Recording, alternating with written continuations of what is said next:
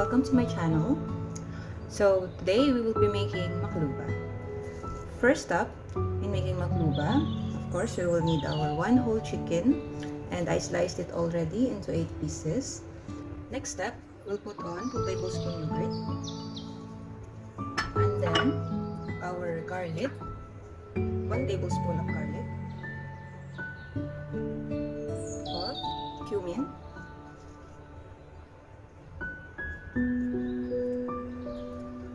1 teaspoon coriander powder,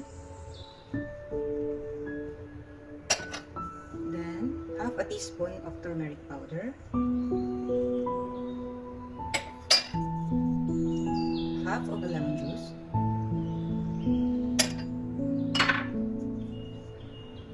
1 teaspoon salt to taste,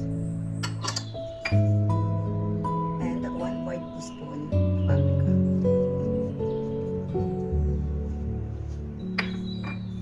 Now, we'll mix it all together.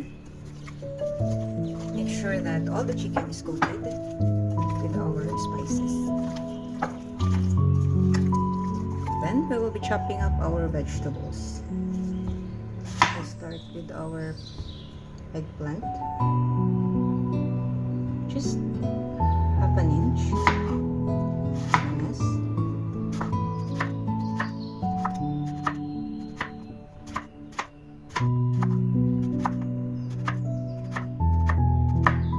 I like my Maqlooba or eggplant because the eggplant makes it more creamy in texture when mixed all together.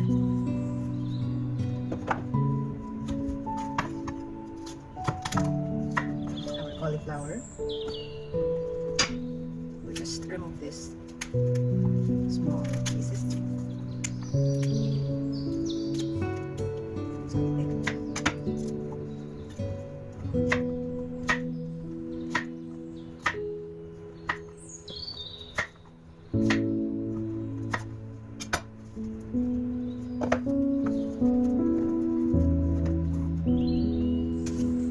Our potato.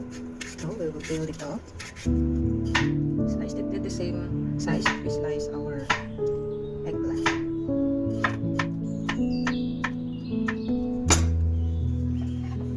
Put it all together in one container. Oops. There's one lost cost there. And we will put water.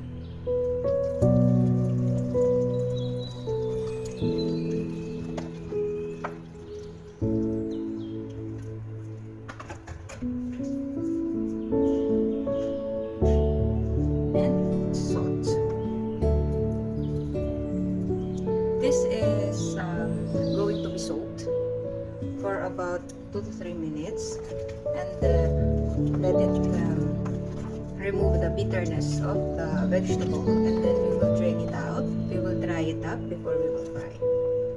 Next is our rice.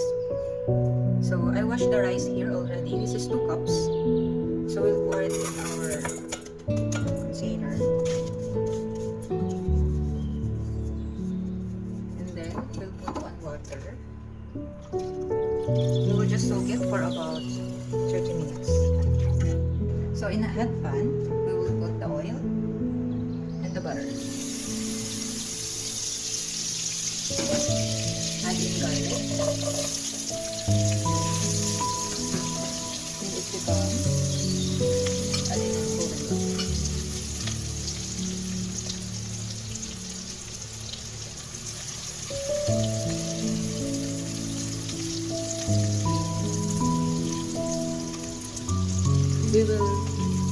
We will saute it till it becomes transparent. Now we will be adding our spices. We will start with our cumin, 3 pods of cardamom, and 5 peppercorn.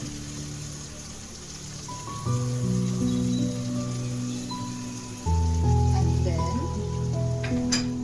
we'll add in turmeric,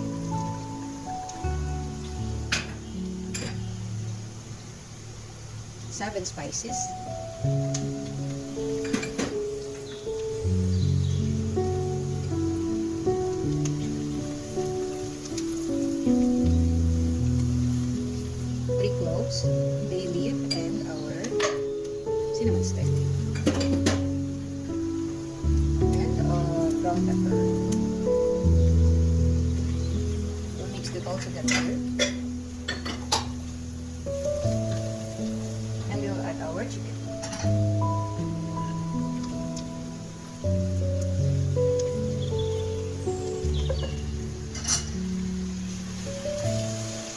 mixed it all together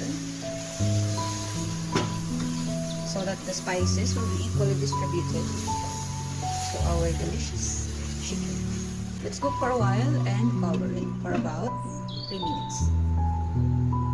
Now we'll check our chicken. Wait like that.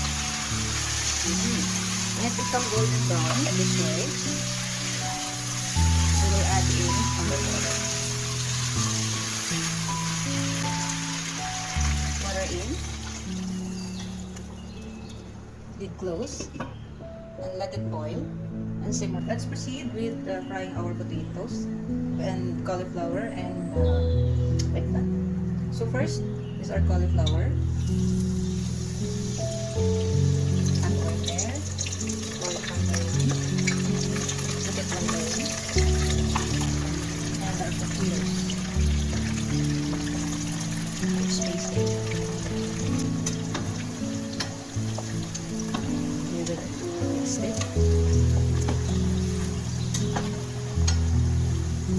You see it's frying to golden.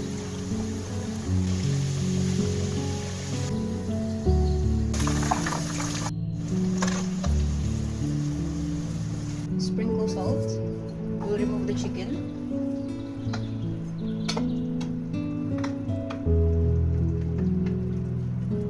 We'll strain it to get the broth. Remove the chunks and pieces of the spices. Now we'll be cooking our rice. You see here, I already drained it. So we'll put the broth. For 2 cups of rice is 2.5 cups of broth.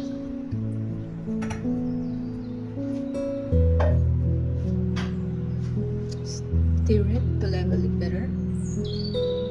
Then, put it on high heat.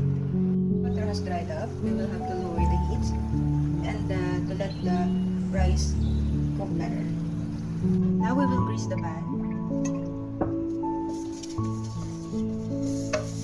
From the bottom to the side. And we will put our vegetables, eggplant to the side to take our time to make it look pretty in arranging these vegetables. Potato in.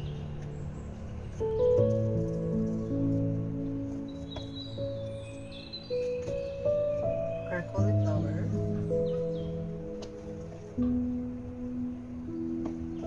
Put our remaining eggplant. Remaining vegetables. Then we will put our chicken. Chicken to the side. Pour in the rice.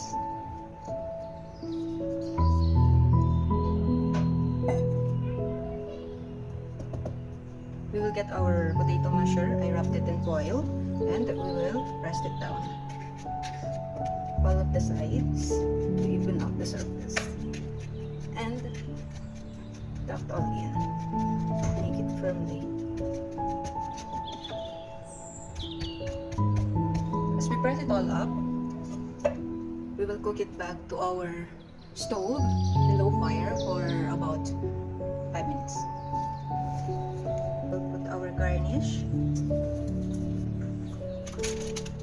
with yogurt on the side.